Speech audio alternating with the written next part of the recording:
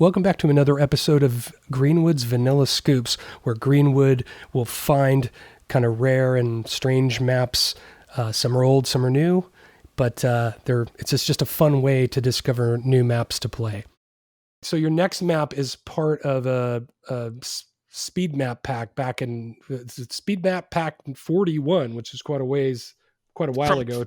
From 2003. Yeah. Yeah, I wanted to throw in a quote-unquote speed map gem. So this next map is from a mapper called Asaki. They did quite a few speed maps and some joke maps from back in the days. I think also this might be the same person that went by quote-unquote Lord Asaki. But here it's just Asaki. And the name of the speed map is called Kill All Enforcers. Mm-hmm. And it's from Speed Map 41, like you said. And it's, I guess you could call it a base theme, because obviously the only enemy in the map is enforcers. But this is a very interesting map. I wouldn't really call this, necessarily an importance of theme. Obviously he skinned it, or rather, you'll see it if you play the game, that it's skinned using base textures. But what's really particularly interesting about this map is the gameplay. It's got very unique gameplay.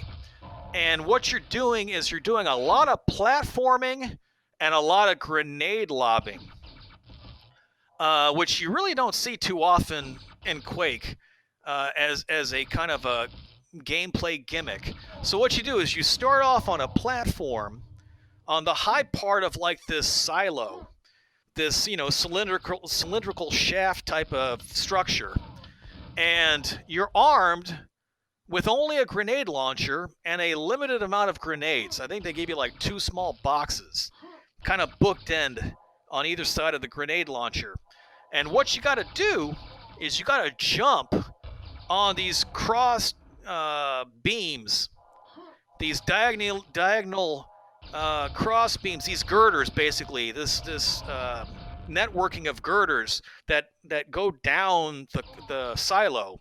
You got to jump on these beams, and you have enforcers on these kind of like floating, glowing platforms that shoot up at you with their laser blasters, of course. So and what you got to do is you got to get just the right arc and lob to hit them with these grenades. You do have your single-barreled shotgun, so you have your limited 20 shots. But once they're gone, that's it. And you trust me, you wanna use those, or keep them on hand rather, because you're gonna need them later. So what you're doing is you're jumping down on these series of beams, these girders, while you're taking out enforcers. And once you kill them all and you work your way down the silo, and of course on the bottom of the silo is a nice welcoming pool of hot lava. So needless to say, watch your step. Once you get all the way down to the silo and you kill everybody, that will trigger a door opening, and then you go into a cavernous kind of like mining complex with platforms and holes. It's almost like a 4-level, tiered type of complex, and then you got to continue killing enforcers.